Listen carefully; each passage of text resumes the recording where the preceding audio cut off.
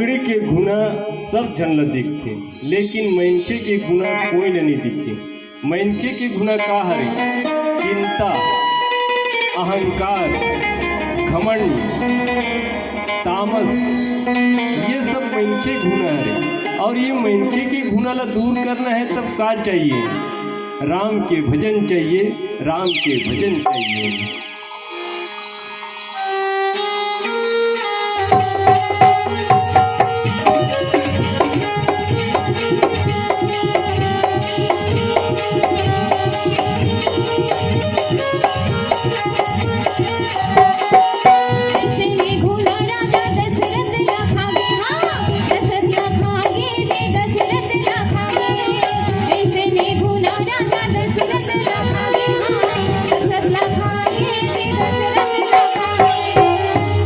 राजा दशरथ ला गुना कैसे? कौन से गुना हरे? चिंता के गुना हरे। राम के वनवास के बाद राम से दूर होए के चिंता राजा दशरथ ला, और ये चिंता बहुत बड़े चिंता हरे, जेकर माध्यम से राजा दशरथ के स्वर्गवास हो गए। ये चिंता ला दूर करना है तो आज के युग में केवल राम के नाम ही सार है, राम के नाम ही सार है, राम के नाम ही सार है। राम 14 बरस बन जाहि, राम 14 बरस बन जाहि, तड़प तड़प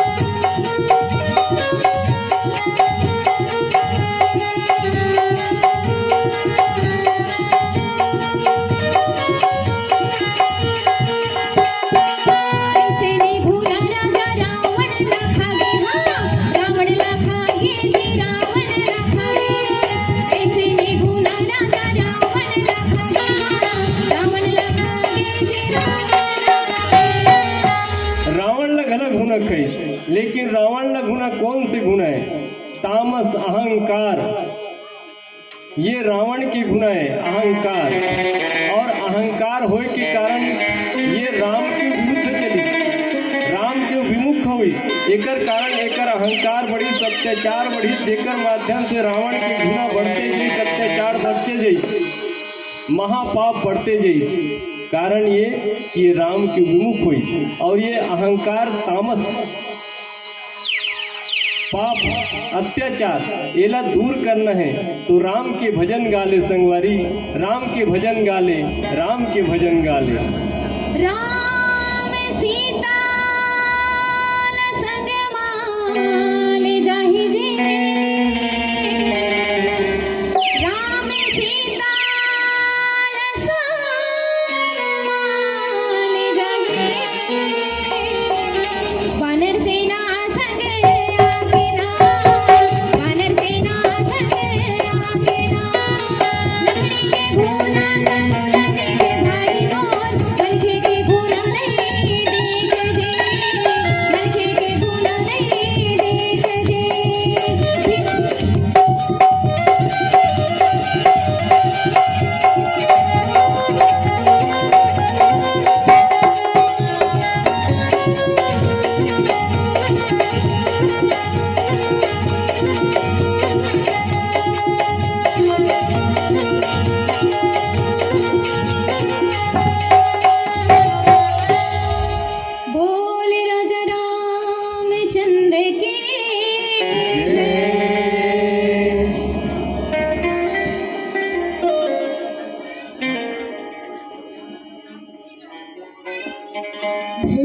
महातपस्वी सबरी जाको नाम, मतलब संग मुनि कहकर गए, तो ही मिलेंगे राम, तो ही मिलेंगे राम। सोने की चिड़िया माँ भारती और सत्य सनातन धर्म के सबसे आदर्श पुरुष, मर्यादा पुरुषोत्तम भगवान श्री राम को मैं नमन करता हूँ। ऋषि मुनियों के कई जन्मों के तपस्या के बाद भी जो नहीं मिलते, वो खुद एक बिल्ली के घर स्वयं चलकर आकर न सिर्फ दर्शन देते हैं, बल्कि उस बिल्ली के जूठे बेर भी खाते हैं। और बाबा तुलसीदास जी ने क्या खूब कहा है कि प्रबल प्रेम के पाले पड़कर प्रभु का नियम बदलते देखा, अपना मान भले टल जाए, भक्त का मान न टलते देखा। भाव नहीं तो कुछ भी नहीं, लाख करोड़ गुणगान, भाव के भूखे है भगवान। जब हम पूजा करते हैं तो हमारे अंदर सच्चा भाव नहीं रहता, सच्ची भक्ति नहीं रहता, इसलिए भगवान हमको नहीं मिलते। अगर हम सच्ची भक्ति से पूजा करेंगे तो भगवान अवश्य मिलेंगे। हम सच्ची भक्ति से पूजा करते ही नहीं है, इसलिए भगवान बाजू से निकल जाते हैं। भगवान बहुत ही टेढ़े हैं।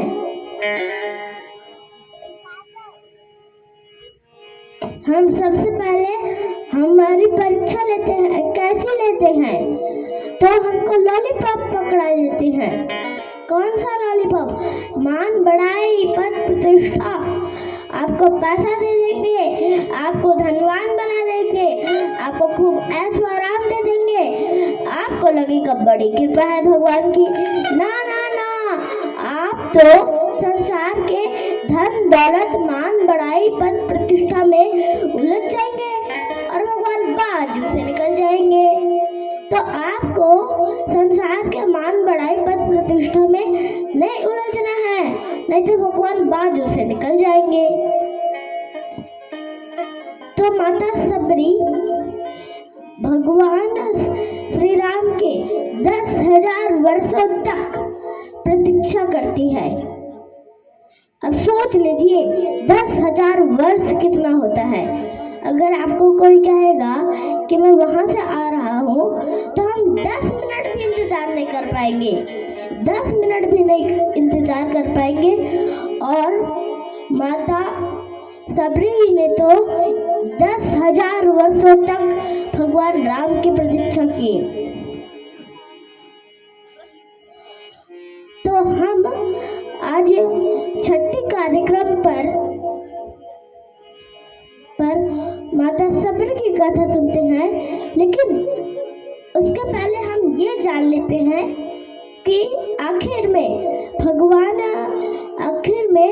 सबरी का अर्थ क्या है सबरी। तो कुछ संत जन ये कहते हैं कि जो सब्र कर सकती है उसे सबरी कहते हैं।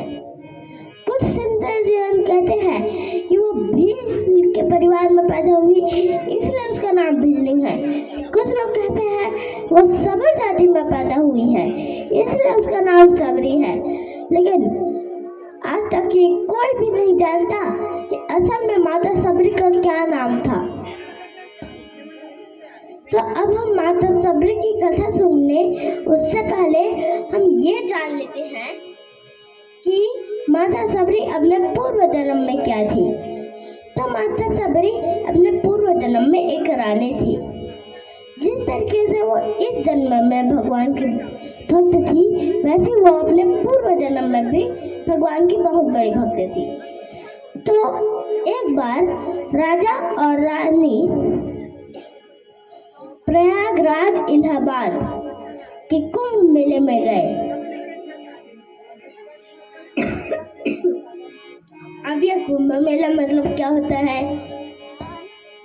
तो जहाँ त्रिवेणी संगम हो। अब ये त्रिवेणी संगम क्या होता है? तो जहाँ 3 नदियाँ आपस में मिलते हो, उसे त्रिवेणी संगम कहते हैं। और जब समुद्र मंथन हुआ, तब वहां से अमृत निकला। तो अमृत के लिए देवता भी लड़ने लगे और दानव भी लड़ने लगे। तो वो अमृत के 4 बूंद धरती पर गिरे और वो जो 4 बूंद गिरे तो वहां पास कुंभ मेला होना शुरू हुआ। अब ये कुंभ मेला कहाँ कहाँ होता है? तो हमारे भारत देश में कुंभ मेला कुल 4 जगह होता है। अब कौन से 4 जगह? तो प्रयागराज, इलाहाबाद, हरिद्वार, नासिक और उज्जैन, इन 4 जगह कुंभ मेला होता है। और प्रयागराज, इलाहाबाद में 6 वर्ष बाद अर्ध कुंभ मेला होता है। तो राजा और रानी प्रयागराज, इलाहाबाद के कुंभ मेला में गए थे। तो रानी ने भजन कीर्तन सुना तो वो राजा से पूछी, क्या मैं भजन कीर्तन में जाऊं? क्या मैं भजन कीर्तन सुनाऊं? तो राजा बोले कि तो बहुत अच्छी बात है भजन कीर्तन में जाना, लेकिन हमको अपने मर्यादा में भी रहना होगा,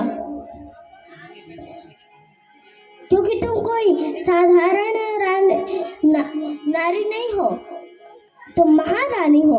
अगर तुम भजन कीर्तन में जाओगी, वहाँ नाचोगी, डोलोगी, तो लोग क्या कहेंगे कि राजा की रानी यहाँ बस नाच रही है, डोल रही है, हमारी नाक कट जाएगी, इसलिए तुम वहाँ नहीं जाओगी। रानी को बहुत दुख हुआ, लेकिन वो आधी रात को भजन कीर्तन में चले गए। और देखिए, राम कथा में इतना रस है कि अगर कोई सुन ले तो पता ही नहीं चलता कि कब दिन हो गया। रानी को पता ही नहीं चला कि कब दिन हो गया। यहाँ राजा ढूंढ रहे थे रानी कहाँ है, रानी कहाँ है। फिर सुबह जब रानी आए तो राजा आग बबूला हो गए। राजा ने कहा, हमने कहा था कि वहाँ मत जाना, लेकिन फिर भी तुम नहीं माने। अगर भजन कीर्तन में रहना ही था तो हमें कह देती, हम उन्हें यहाँ बुलाए रहते, वहाँ जाने की क्या जरूरत। रानी ने कहा, महाराज, संतों को बुलाया जाता है, ना कि उनके पास संतों के पास जाया जाता है, ना कि उनको बुलाया जाता है। तो राजा ताने देने लगे। रानी को बहुत दुख हुआ। रानी कहने लगी, आग लगे ऐसे रानी को जो भगवान के भजन कीर्तन नहीं कर सकते, आग लगे ऐसे रानी को जो भगवान के भजन कीर्तन में नहीं जा सकती। और आधी रात को रानी त्रिवेणी संगम में चले गई और माता गंगा से कहने लगी कि हे माता गंगा, मुझे पता है कि आत्महत्या से बड़ा कोई पाप नहीं है, लेकिन मैं फिर भी वो पाप कर रही हूँ, इसलिए आप मुझे क्षमा कर दीजिएगा। और अगले जन्म में अगर आपको मुझे कोई दूसरा जन्म देना है तो मुझे बड़े जाति में जन्म मत देना, मुझे सुंदर मत बनाना, मुझे एक छोटी जात में जन्म देना, ताकि मैं संतों के भजन कीर्तन सुन सकूं, भजन कीर्तन कर सकूं। और यही रानी अगले जन्म में माता सबरी के रूप में जन्म ली। तो बोलिए माता सबरी की जय हो। और माता सबरी जब थोड़े से बड़े हुए, विवाह करने के लायक हो गए, तो माता सबरी के माता ने कहा, माता सबरी के पिताजी से कहा कि अब लाडली बिटिया बड़ी हो गई है, उसका विवाह कर देना चाहिए। तो माता सबरी के पिता ने उसके लिए एक अच्छा लड़का ढूंढ लिया। वो बहुत ही सूरवीर लड़का था। वो इतना सूरवीर था कि एक बार से 2 निशाने लगा देता था। तो ऐसा उनको एक लड़का मिल गया, तो उसके साथ माता सबरी की शादी तय हो गया। और माता सबरी की शादी के पहले दिन माता सबरी खिड़की से बाहर झांक रही थी। तो वो अपने माता से पूछती है कि यहाँ पास ये सारे भेड़ बकरी यहाँ पास क्या कर रहे हैं। तो माता सबरी की माता बोलती है कि हे सबरी, तुम्हारा कल विवाह होने वाला है, तो उसके लिए जब बारात आएंगे तो उनको ये बकरियों का मांस खिलाया जाएगा।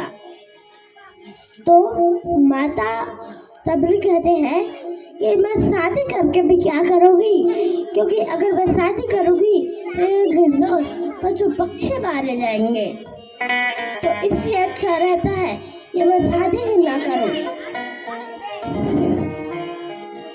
और माता सबरी घर के बाहर आई और सभी जानवरों को बरी कर दी, मुक्त कर दी। और सभी जानवर कहते हैं कि हे सबरी, तुमने हमको बरी किया है, अब भगवान तुमको बरी करेंगे। और माता सबरी ने सभी जानवरों को बरी करके वहां से दूर जंगल में चले गए, क्योंकि अब अगर पास में रहते हैं तो उसके पिताजी उसको ढूंढकर शादी कर देते, लेकिन उनको विवाह करना ही नहीं था, इसलिए वो दूर जंगल में चले गए।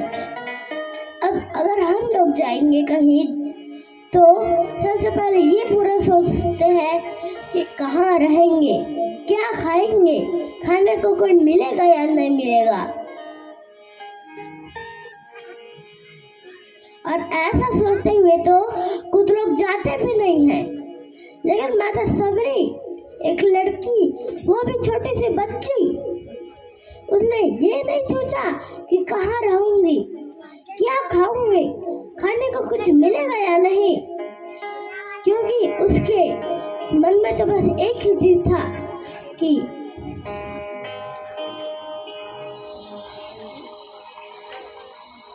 रामा रामा रटते रटते बीती रे उमरिया, रामा रामा रटते रटते बीती रे उमरिया।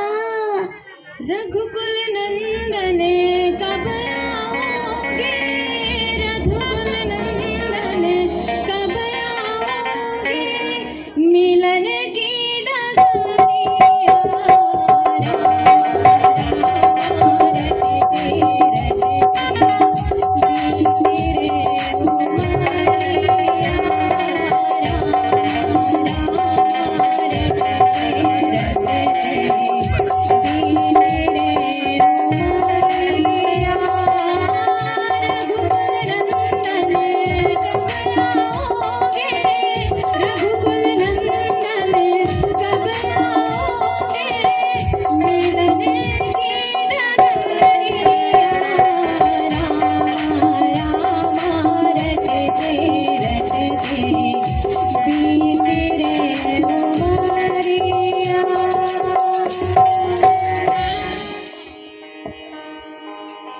माता सबरी जंगल में चले गई और उसके बाद माता सबरी ने कई सारे ऋषि मुनियों से शिक्षा प्राप्त करने के लिए कहा, लेकिन इस सभी ऋषि मुनियों ने उन्हें ये कह दिया कि हे सबरी, हम तुम्हें शिक्षा तो दे देते हैं, लेकिन तुम एक स्त्री हो और हम स्त्री को शिक्षा नहीं देते, और ऊपर से छोटी जात के हो, छोटे जात के लोगों को तो हम बिल्कुल शिक्षा नहीं देते, तो तुम्हें कैसे दे दे? तो माता सबरी मतंग मुनि के आश्रम में पहुंची और वो छिप छिप कर मतंग मुनि जी के आश्रम में उनकी सेवा कर देती थी। जब ऋषि मुनि ही नहीं उठे रहते तब वो उठकर रास्ता साफ कर देती, मार्गों में पुष्प बिछा देती, हवन के लिए लकड़ी इकट्ठा कर देती, पूजा के लिए पुष्प इकट्ठे कर देती। तो सभी लोग सोचने लगे कि कौन है जिसकी सेवा तो दिखता है लेकिन सेवक नहीं दिखता, तो अब से हम लोग नजर रखेंगे। लेकिन फिर भी कोई भी वहां बस उनको नहीं मिला। फिर कुछ लोगों ने कहा कि अब तो हम रात भर जगे रहेंगे, लेकिन ये तो देख कर ही रहेंगे कि हमारा सेवा कौन कर देता है। तो उनको माता सबरी मिल गए। उन्होंने माता सबरी को पकड़ लिया और मतंग मुनि के पास ले गए। मतंग मुनि ने माता सबरी से कहा कि हे सबरी, तुम हमारी सेवा छिप छिप कर क्यों करती हो? तो माता सबरी रोते हुए अपने जीवन की सारी कहानी बताते हैं। मतंग मुनि कहते हैं, कोई बात नहीं, आज से तुम मेरे आश्रम में रहोगी, तुम मेरी पुत्री हो, मैं तुम्हें शिक्षा दूंगा। माता सबरी कहती है, लेकिन महाराज मैं तो छोटी जात की हूँ और स्त्री हूँ, अगर मैं आपके आश्रम में रहूंगी, आप मुझे शिक्षा दोगे तो लोग क्या कहेंगे कि मतंग मुनि ने छोटी जात की लड़की को अपने आश्रम में रखा है।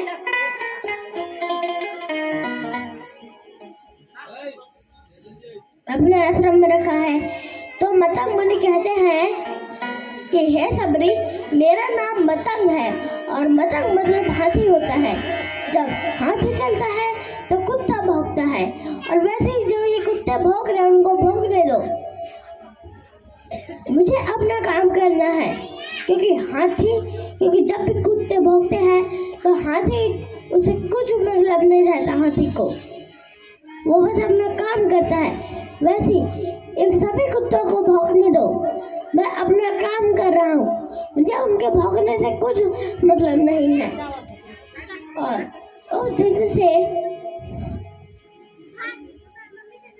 माता सबरी मतंग मुनि के आश्रम में रहने लगी।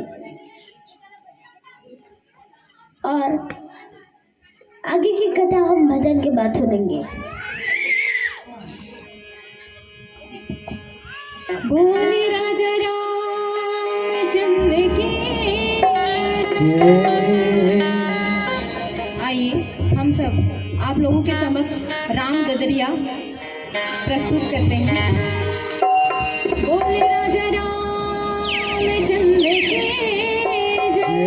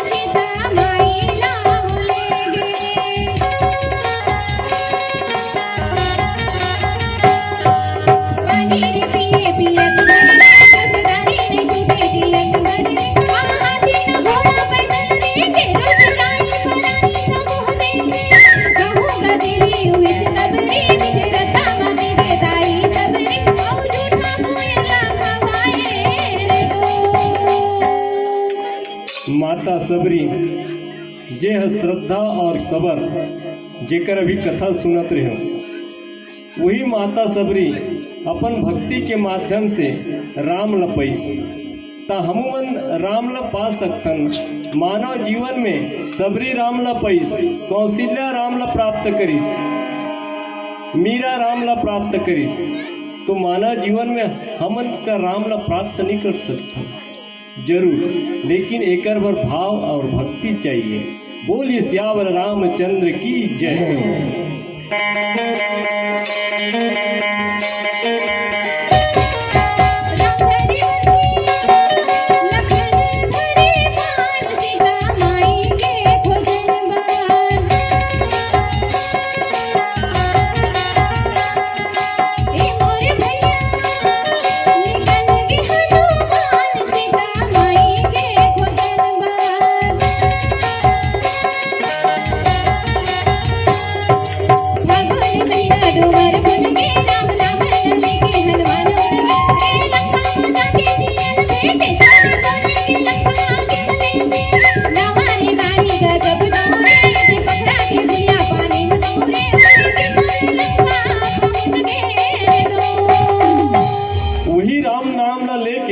हनुमान जी महाराज बहुत बड़े समुद्र न पार कर ली। वही राम नाम न लेके हनुमान जी महाराज लंका न जले, और वही राम नाम के माध्यम से हनुमान जी महाराज भक्तों में महाभक्त वीर हनुमान कहले।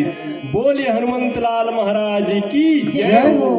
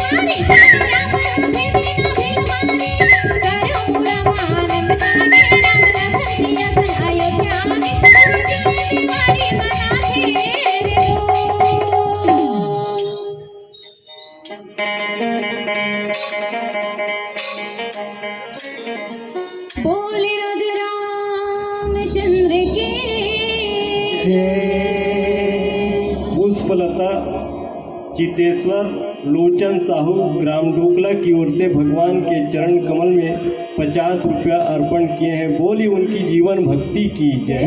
मैं उन दानदाताओं की भावनाओं को नमन करता हूँ। वास्तव में आज के युग में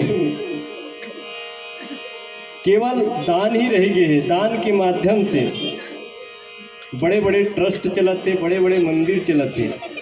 कलयुग में धर्म के 4 पद में केवल दान ही महत्व है। तो ऐसा दानदाताओं ना बारंबार नमन है, नमन है।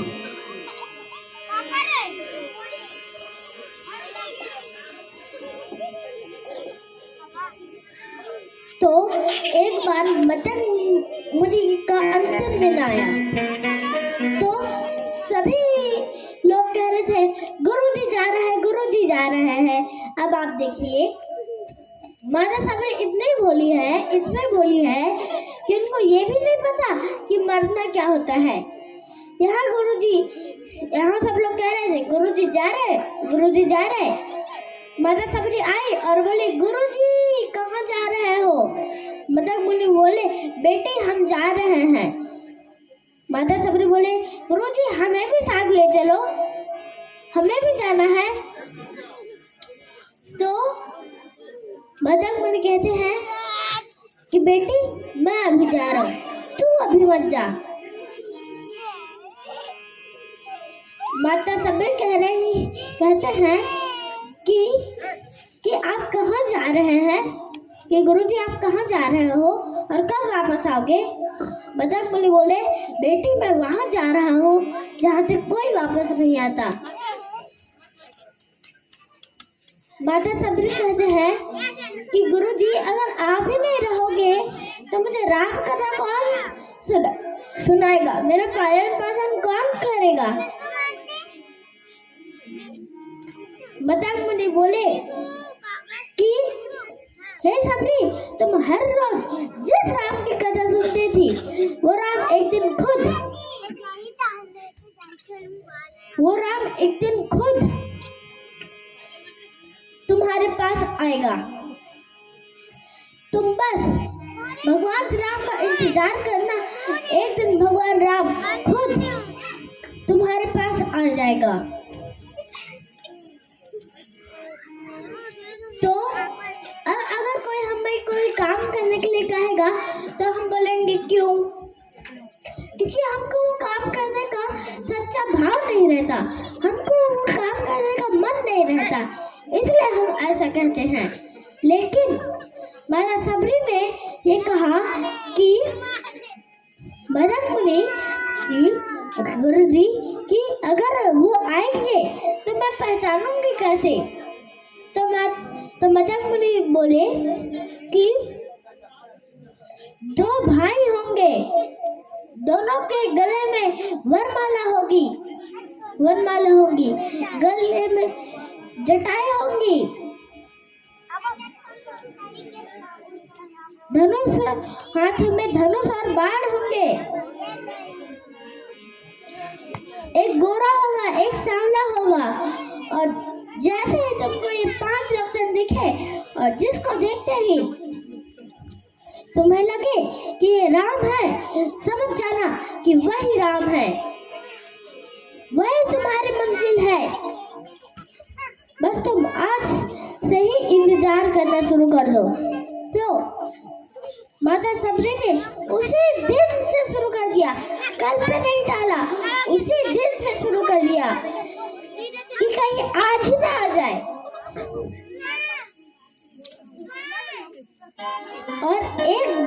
और माता सबरी हर रोज तैयारी ऐसा करती थी कि सबसे पहले पूरे जंगल में झाड़ू लगा देती थी और उस पे पुष्प बिछा देती थी, ताकि भगवान श्री राम जब आएंगे तब उनके पैरों में कांटे ना चुभ जाए। उसके बाद उनके लिए वो फल इकट्ठा कर देती थी। हर दिन भगवान श्री राम आएंगे, उनको लगता था कि भगवान राम आज ही आ जाएंगे, और उनकी सेवा को देखकर एक ने बोला कि राम जी आएंगे तो क्या कर लोगी? माता सबरी ने कहा, राम जी आएंगे, जंगल को जाएंगे, जंगल में जाके मीठे मीठे बेर खाएंगे और बेरों का भोग अपने राम को लगाएंगे, बेरों का भोग अपने राम को खिलाएंगे। माता सबरी ने कहा कि राम जी आ तो जाएंगे, लेकिन कहीं उनके पैरों में कांटा ना चुभे, इसीलिए पूरे जंगल में झाड़ू लगा देती थी। और अब भगवान श्री राम आ तो जाएंगे, लेकिन बैठेंगे किस में?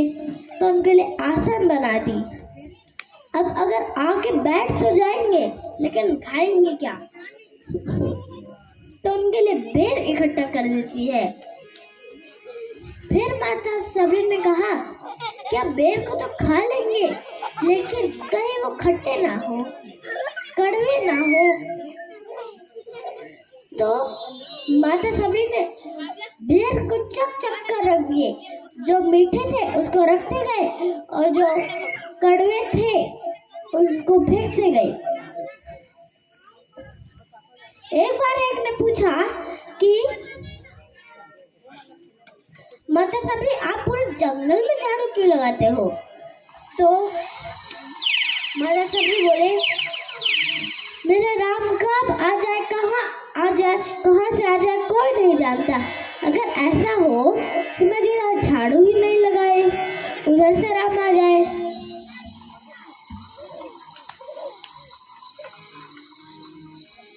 तो माता सबरी हर रोज जंगल में झाड़ू लगाती थी। सेवा नहीं छोड़ी माता सबरी ने, और हमें भी क्या नहीं छोड़ना चाहिए। सेवा। तो एक दिन माता सबरी रास्ते पे पुष्प बिछा रही थी, तब उनको दो राजकुमार आते हुए दिखे। तो उन्होंने कहा, ये बच्चे भी ना इतने मेहनत से फूल बिछा रहे हैं, पूरा बर्बाद कर देते हैं। तो वो उनको भगाने के लिए डंडा लेकर आए। तब उन्होंने देखा और थोड़ी देर देखकर बोला, ये मैं क्या कर रही थी? जिनको अंदर भगाना था उन्हीं को फेंक रही थी, उनको ही भगा रही थी। ये तो खुद भगवान राम है। अब माता सबरी ने कैसे पहचाना भगवान राम को?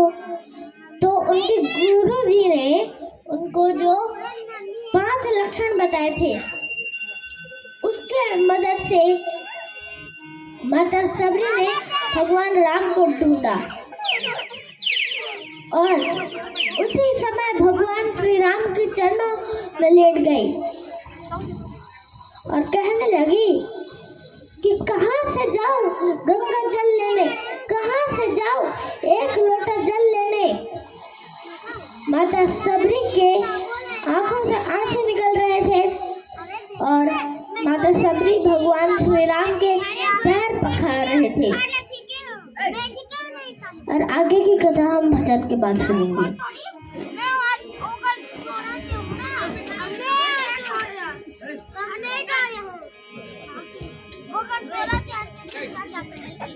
बोले राजा रामचंद्र की जय।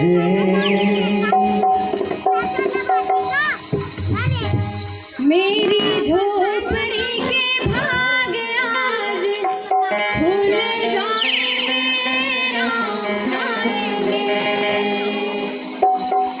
मेरी झोपड़ी के भाग आज खुल जाएंगे, राम आएंगे। मेरी झोपड़ी के भाग आज खुल जाएंगे, राम आएंगे।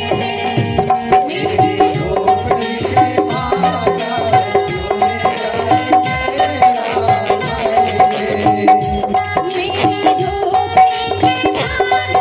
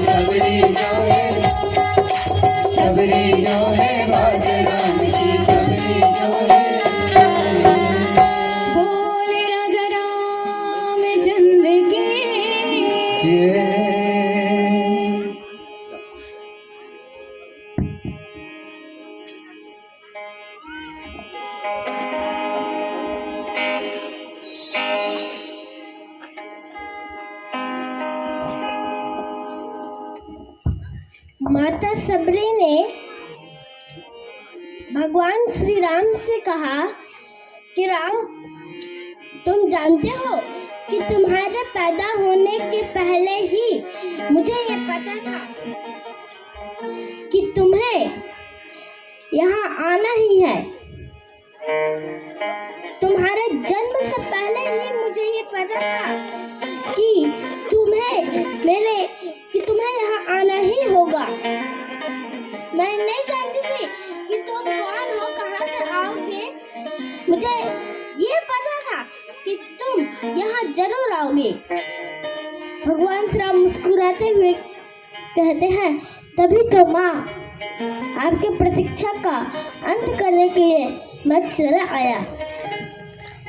माता सबरी कहते हैं कि जानते हो राम, बुराई में भी तनिक अच्छाई छिपी रहती है। कहाँ सुदूर उत्तर के तुम और कहाँ दक्षिण की मैं वनवासिनी, कहाँ रघुकुल के तुम भविष्य और कहाँ मैं वन की वनवासिनी। अगर रावण का वध करना नहीं होता, रावण को मारना नहीं होता, तो क्या तुम आते? भगवान श्री राम गंभीर हो गए। भगवान श्री राम माता सबरी से कहते हैं कि क्या रावण का वध करने के लिए राम आया है? रावण का वध तो लक्ष्मण अपने पैरों से बाण चलाकर कर सकता है। माँ, राम तो आया है अपने वन में इंतजार कर रहे हैं माता सबरी से मिलने। राम आया है इतिहास का निर्माण के लिए। राम आया है ताकि युगों को पता चल सके कि शासन, प्रशासन और सत्ता जब पैदल चलकर आते हैं उसे ही राम राज्य कहते हैं। माँ, ताकि ये आने वाला भविष्य जान सके कि राम राज्य का शुरुआत भगवान राम और माता सबरी ने मिलकर के किया है। माँ, राम इसलिए नहीं आया है ताकि रावण का वध हो सके। अगर कोई भारत की संस्कृतियों पर उंगली उठाए तो राम इसलिए आया है ताकि जब भविष्य में कोई भारत की संस्कृतियों पर उंगली उठाएगा तो काल उसका गला पकड़ के कहे कि नहीं, ऐसा नहीं है। राम 14 वर्ष के लिए वनवास रावण को मारने के लिए नहीं गया था, बल्कि वन में राम का इंतजार कर रही माता सबरी के इंतजार का अंत करने के लिए आया है। माँ, राम केवल रावण भर को मारने के लिए इस दुनिया में नहीं आया है। माँ, माता सबरी एक टक भगवान राम को देखते रह गई। फिर बात को पलटकर बोली कि राम, बेर खाओगे? भगवान श्री राम ने कहा कि माँ, बेर खाए बिना तो जाऊंगा भी नहीं। माँ, माता सबरी कुटिया में गए और टुकड़ी में बेर लेकर आए। राम बेर खाने लगे। 2-4 बेर लक्ष्मण को भी दिए, लेकिन लक्ष्मण ने वो बेर फेंक दिए। कहते हैं कि लक्ष्मण ने जो बेर फेंके, अब लक्ष्मण जैसा व्यक्ति हो तो बेर भी कहाँ गिरे होंगे। कहते हैं कि लक्ष्मण ने जो बेर फेंके वो हिमालय के द्रोणागिरी पर्वत में गिरा, जो बाद में जाकर संजीवनी बूटी बना। यानी कि अगर लक्ष्मण वो बेर नहीं फेंकते तो लक्ष्मण की मूर्छा ठीक नहीं होती, संजीवनी बूटी नहीं बनता, जिससे लक्ष्मण की मूर्छा ठीक नहीं होती। लक्ष्मण के द्वारा फेंके गए बेर ही लक्ष्मण के काम आए थे। तो माता सबरी ने भगवान श्री राम से कहा कि राम, बेर मीठे तो है। भगवान श्री राम ने कहा कि माँ यहाँ आकर तो मीठे और खट्टे का भेद भूल गया हूँ। बस इतना समझता हूँ कि भेद नहीं, ये अमृत है।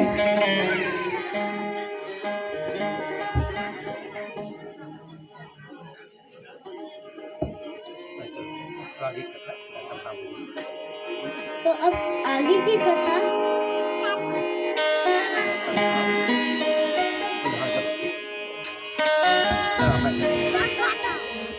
बोली सियावर रामचंद्र की जय हो।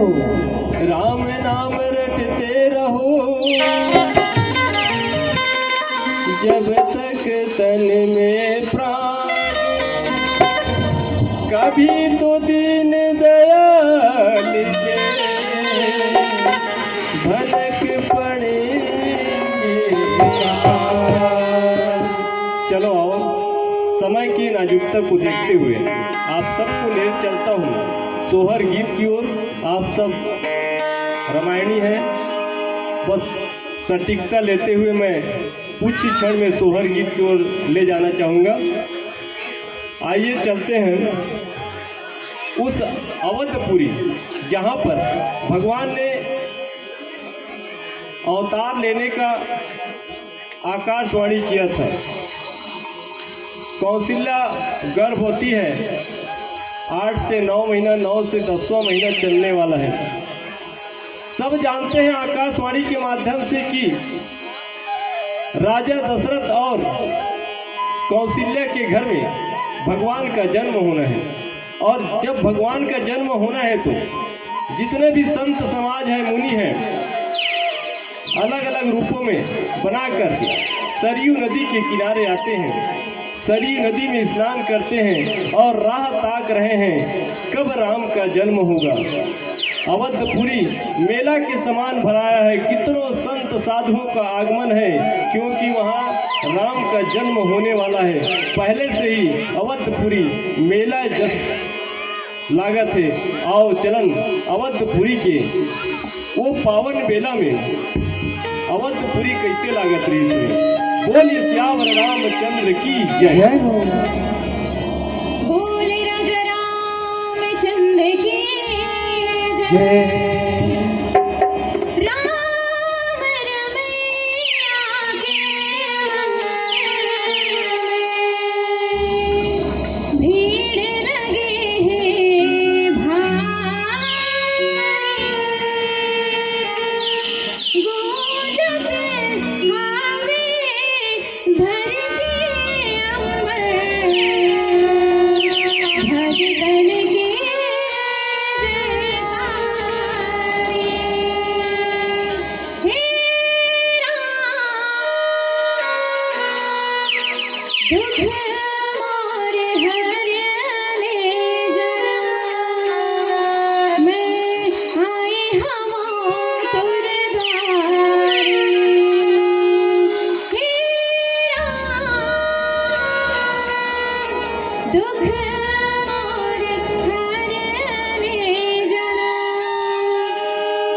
आज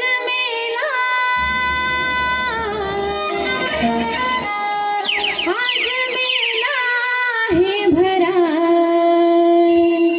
चलो रे हरि के द्वारे माँ।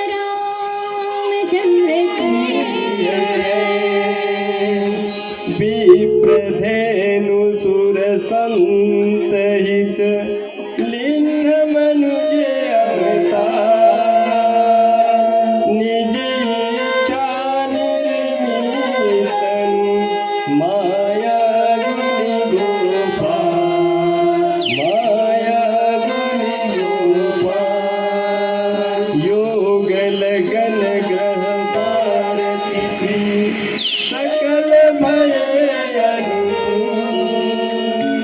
चर अर अचर राम जन्म सुखमु राम जन्म सुखमु।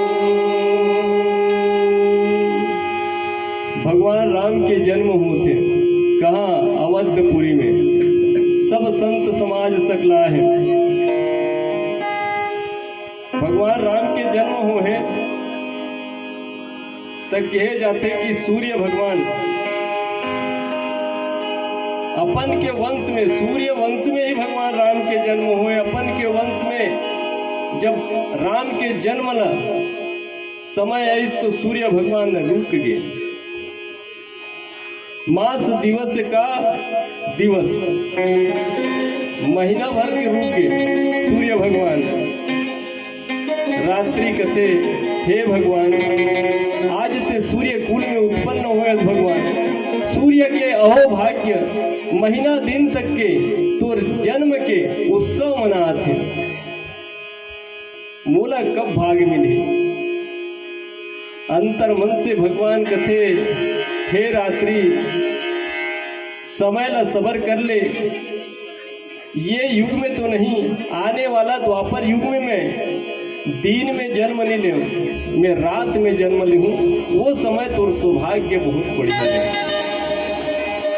आज राम के जन्म न सुनिस तब शंकर भगवान और काग भसून जी गुठियात हैं। काग गुठियात हैं। शंकर भगवान कहते काग भसून अवधपुरी में राम के जन्म हो गए हैं। राम लला के दर्शन करेला जाना है। काग भसून कथे महुला ले जावे का महाराज। शंकर भगवान कथे जरूर ले जाऊं, लेकिन वेशभूषा ला बदले ला पड़ी।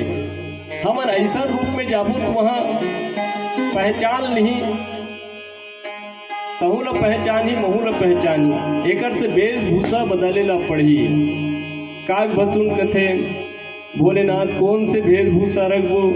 भोलेनाथ कथे कि जब जब में राम के जन्म हुए मदारी के रूप धारण करे हूँ, और जब जब कृष्ण के जन्म हुए मैं शिकारी के रूप धारण करे हूँ। आज राम के जन्म है मदारी के रूप धारण करूँ और ते हम चेला बन गए। काग भसून कथे यहू भाग्य है मैं तोर चेला बनूं। ये काग भसून चेला बन गए और भोले बाबा मदारी बन के धक्कर लक्कर निकला थे। वही समय कौन पार्वती देख ली। पार्वती कथे जी प्यारे प्रीतम कहाँ को चले कदम, अपने दासी से कुछ न छुपाओ भोला। जी प्यारे प्रीतम कहाँ को चले कदम, अपने दासी से कुछ न छुपाओ भोला। इसलिए इतनी जल्दी पड़ी है भोला, मुझे कृपा करके बताओ भोला। मुझे कृपा करके बताओ भोला।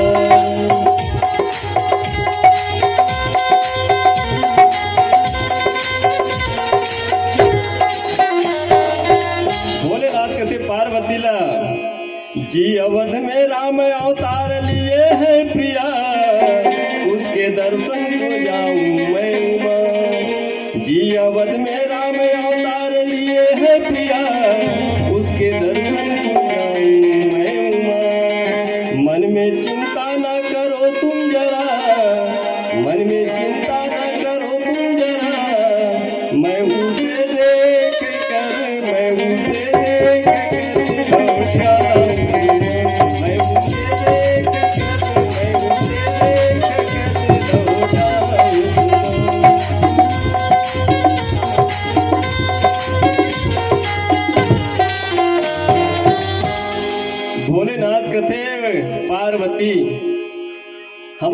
राम के दर्शन करे बर जाथन। पार्वती कथे शंकर भगवान महू ला ले जाना।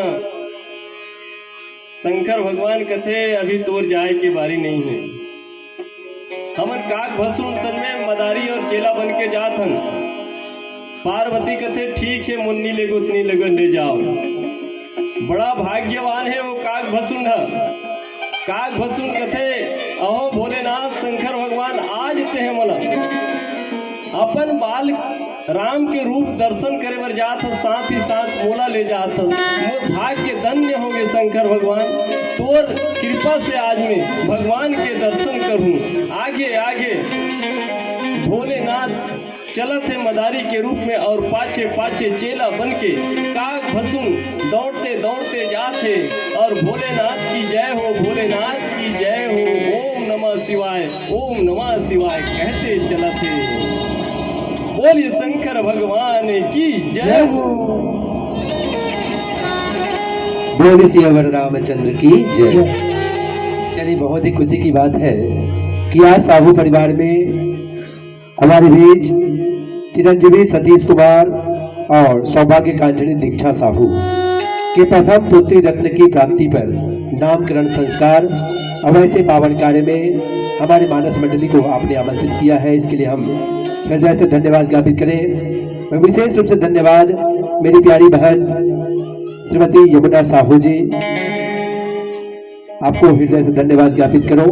और चलिए ऐसे अवसर पर हमारे भी श्रोता समाज में बैठे हुए प्यारे आदरणीय जी वे चाह रहे कि एक भजन की गाना चाह रहे हैं, तो आपसे मैं निवेदन करूंगा कि आप आ जाइएगा और ये भजन की प्रस्तुति हमारे साथ प्रदान कीजिएगा।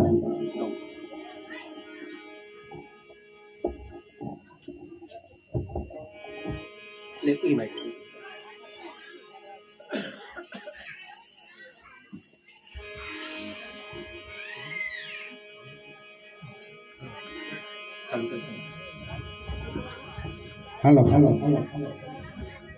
बोल लखन सिया रामचंद्र शंकर हरि ओम। हीरा पड़े बाजार में बोल रहे लपटा, मूर्ख सो खोंद चले सज्जन रहे उधार।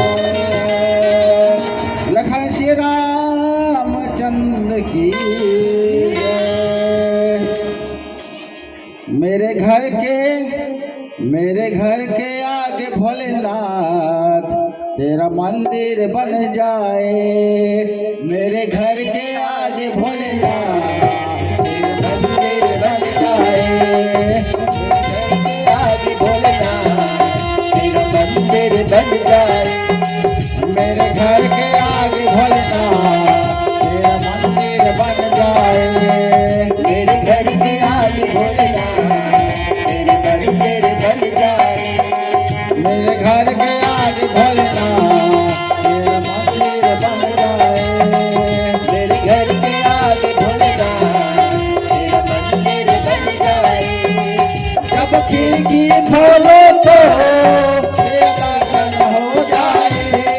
जब खिड़की खोलो तो तेरा दर्शन हो जाए। जब खिड़की खोलो तो तेरा दर्शन हो जाए। जब खिड़की खोलो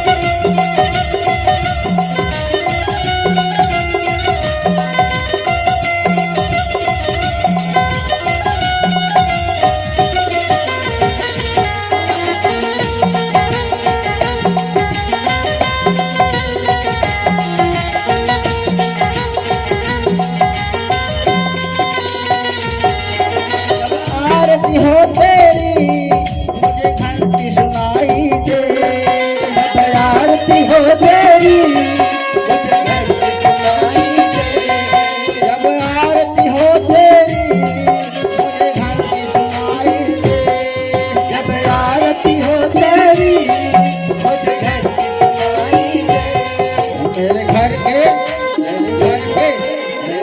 के आगे भोलेनाथ मेरा मंदिर बन जाए।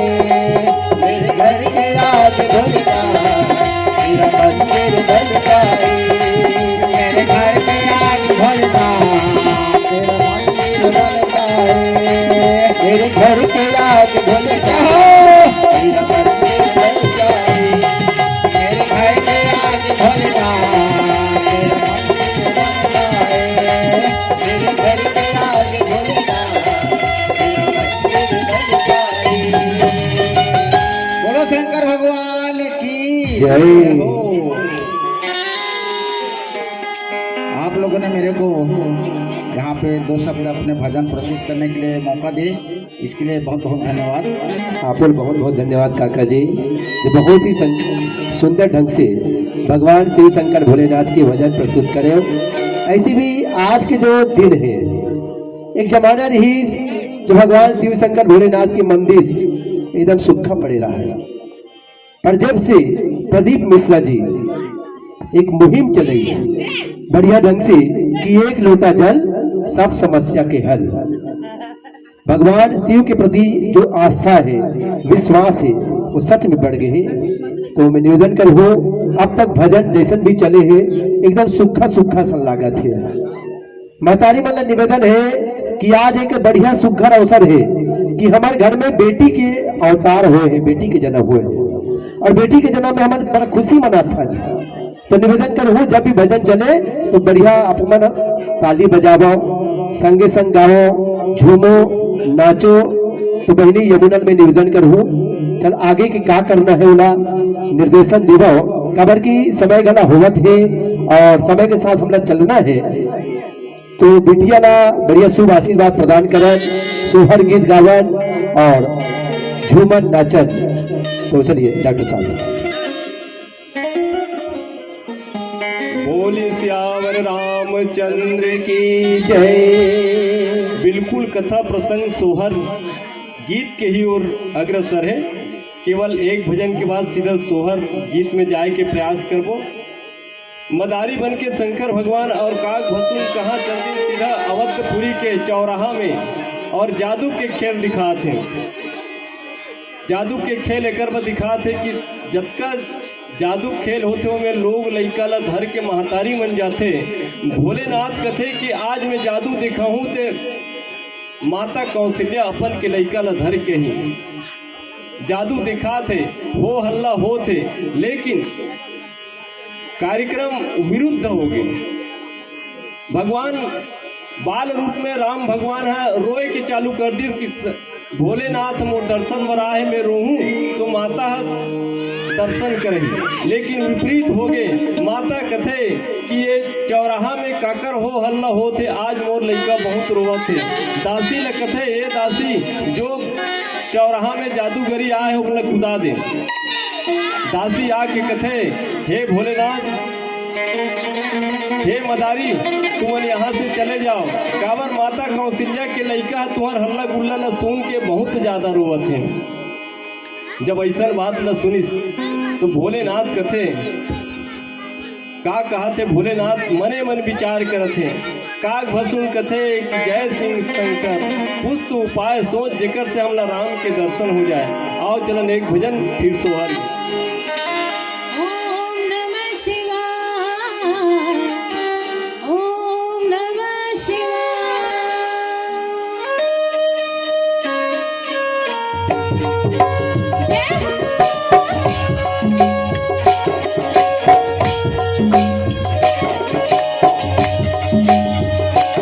सबों ढंग से निवेदन है, मीठी मीठी ताली हो जाए।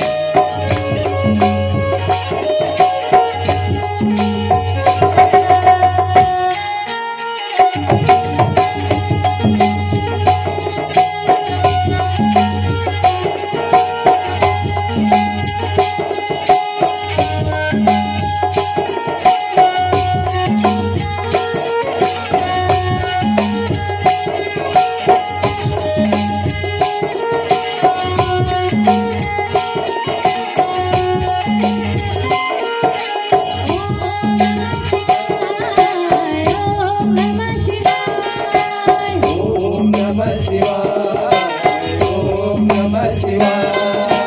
ओम नमः शिवाय, ओम नमः शिवाय।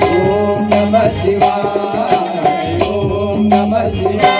मेरा भोला है भंडारी, करे नंदी की सवारी। शंभुनाथ रे, शंकरनाथ रे, गौरा भांग रगड़ के बोली, तेरे साथ भूतन की टोली। मेरे नाथ रे, शंकरनाथ रे, महादेवा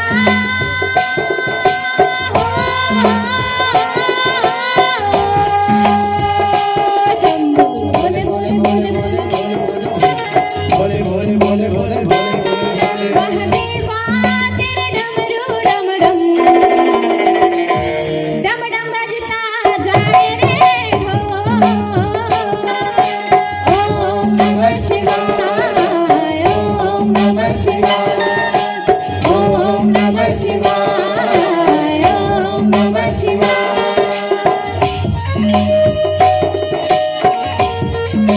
जय हो।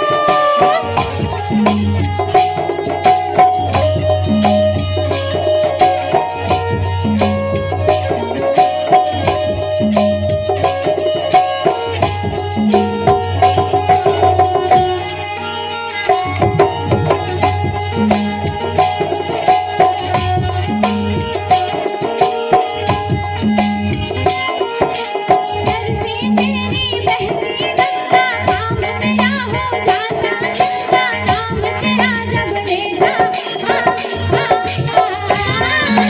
तरसी तेरी बहती गंगा, नाम तेरा हो जाता चंगा। नाम तेरा जब लेता महादेवा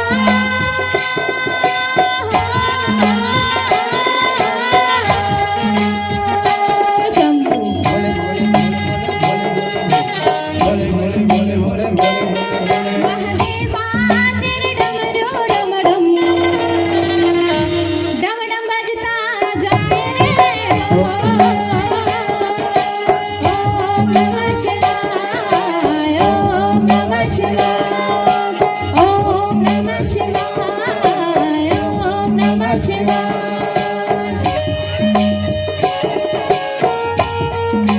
जय हो।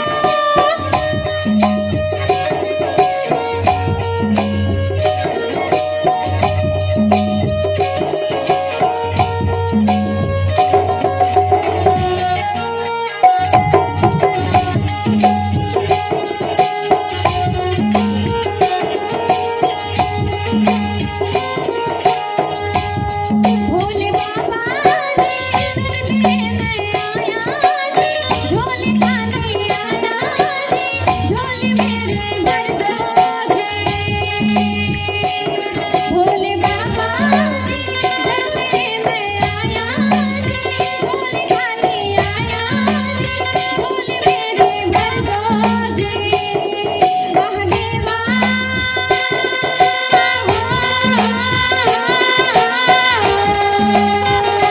शंभू। भोले भोले भोले भोले भोले। महादेवा तेरे डमरू डम डम डम डम बजता जाए रे हो।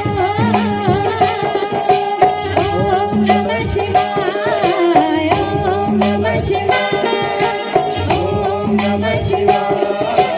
ओम नमः शिवाय। मीठे रस की भरियोरी राधा रानी लागे, महारानी लागे। मन कारो कारो जमुना तीरो पानी लागे। मन कारो कारो जमुना तीरो पानी लागे।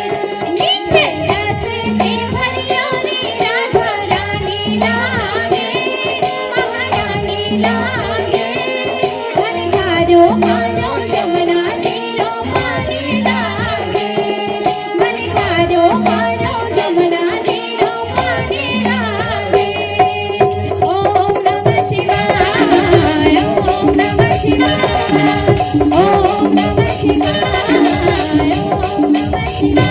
मेरा भोला है भंडारी, करे नंदी की सवारी।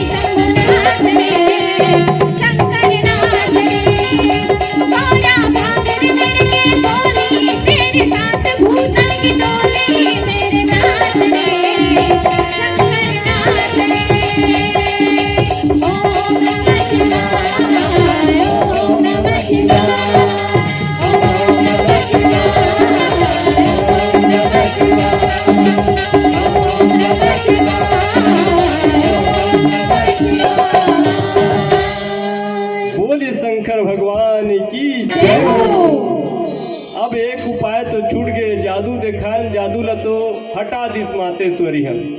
भोलेनाथ कथे अब क्या किया जाए, काग भसुन कथे मैं उपाय बताता हूँ। भोलेनाथ ते ज्योतिषाचार्य बन जा और मैं तोर चेला बन जाता हूँ।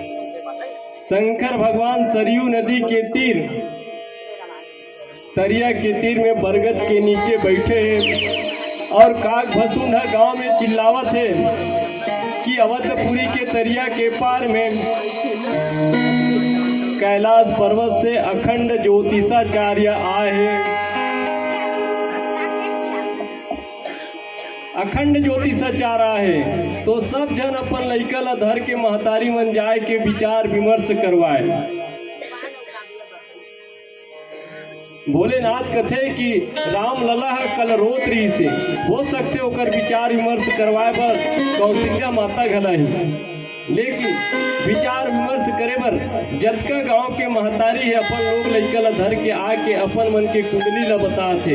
और वो तो अंतर्यामी है अवघट दानी जे भोलेनाथ सब जन के कुंडली ला सही बताते। पूरा गांव भर में हल्ला हो गए कि ज्योतिषाचार्य बहुत अच्छा है। शाम के टाइम हो गए, माता कौशल्या नहीं आते, भोलेनाथ दर्शन व तरसत है। अंतिम में एक जन दासी आई और दासी आए के बाद में अपन के विचार विमर्श रखी।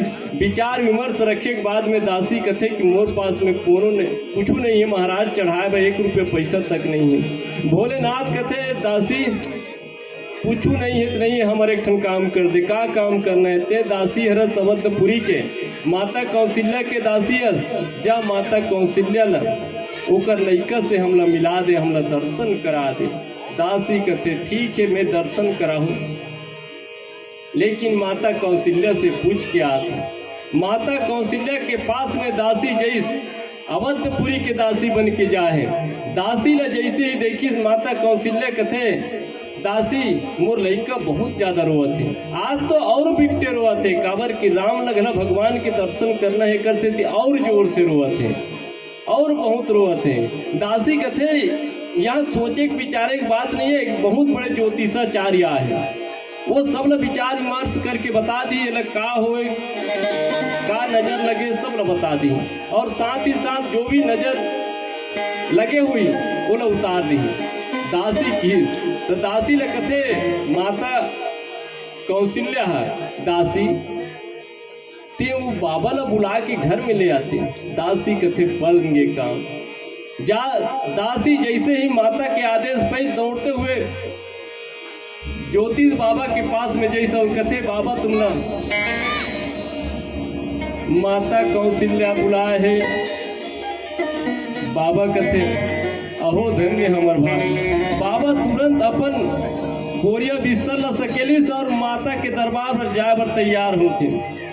तब पाछू पाछू काग भसुन गलत दौड़े चालू करी।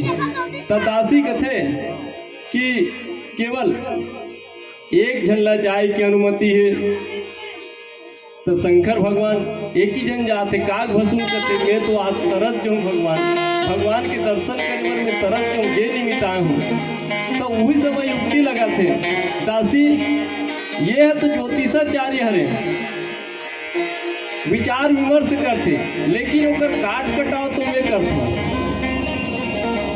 तो दासी कथे तो दोनों झल जायल पड़ी। हाँ दोनों झल जायल पड़ी। बड़ा प्रेम के साथ में आज अवधपुरी में माता कौशल्या के पास में काक भसुन और शंकर भगवान जोगी के रूप में जाए और जोगी के रूप में जाए। जैसे ही जोगी ला देखी माता कौशल्या अपन के ललना ला गोद में धर के शंकर भगवान और काग भसुन के तीर में आते। शंकर भगवान कथे आज के ललना ना अपन के गोदी में रखे है, लेकिन माता जब तक ओकर नजर मोर नजर में नहीं पड़ी तब तक ओकर नजर में कैसे उतार। हर महतारी आज भारत के हर नारी अपन के बच्चा के गोद में लेते तो हमेशा पल्लू ला ढांक के लेते। ये महतारी मन के एक धर्म में संस्कृति है, संस्कार है, अपन के बच्चा ला छुपा के रखना। आज वही माता कौशल्या भगवान ला कोरा में ले है और साथे साथ साड़ी के अक्षरा में छुपा है। शंकर भगवान कहते ऐसा में कर नजर नहीं उतरे, एकर जो आंचल है ओला हटा तब जाके नजर उतरी। वास्तव में धन्य है वो नारी भारत के। लेकिन आज भारत के नारी मन साड़ी पहनत है, ओकर जगह में सब जीन्स पहने के चालू कर दिन। ये संस्कार है दुरियात जाते। मैं कहूँ भारत के नारी के जो संस्कार है, भारत के नारी के जो श्रृंगार है, वो मान और मर्यादा के नारी मन के श्रृंगार है, उन्हें मत भुलाओ।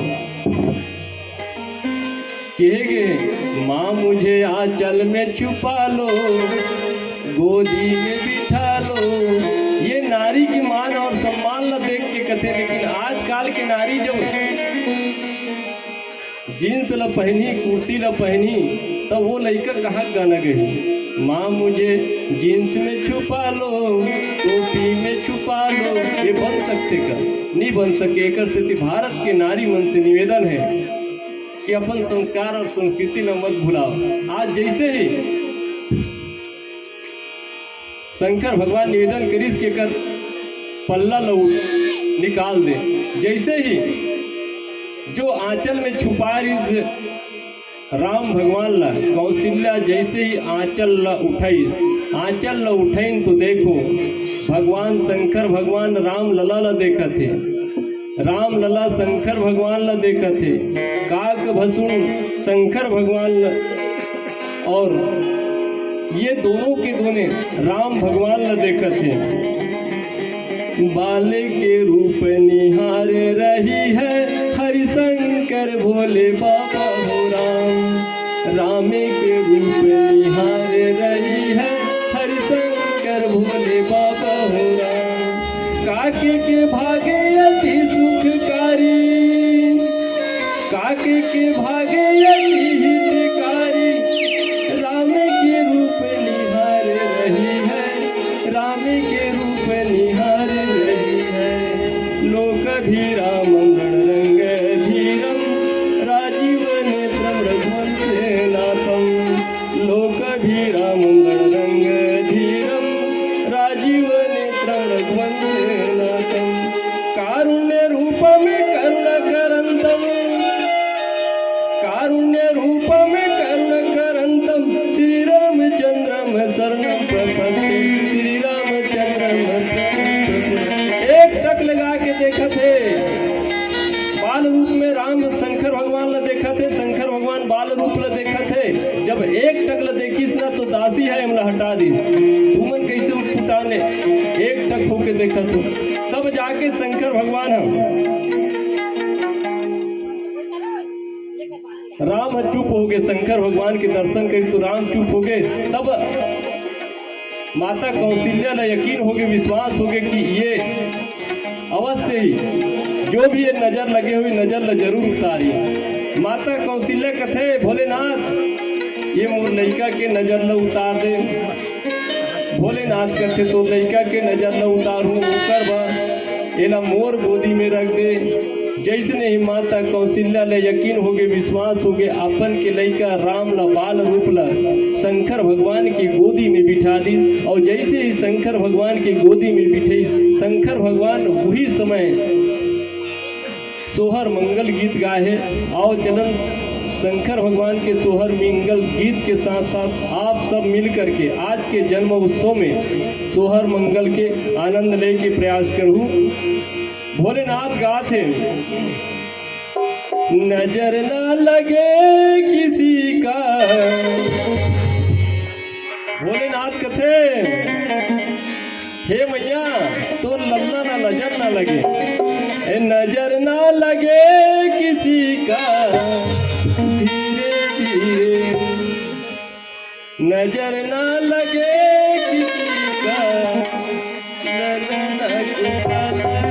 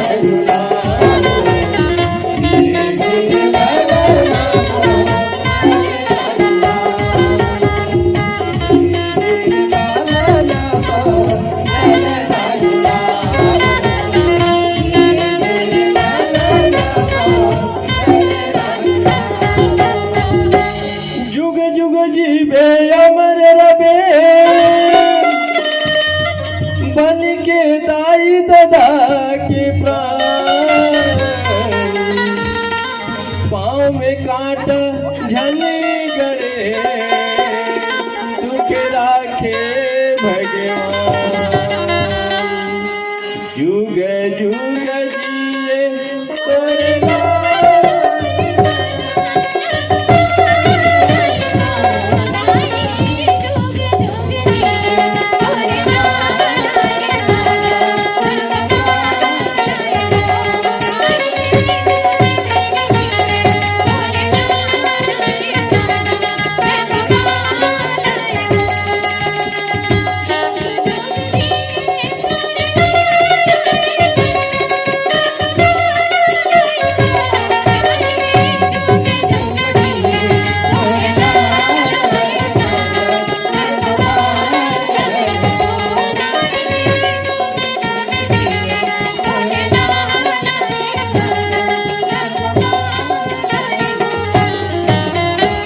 माता पिता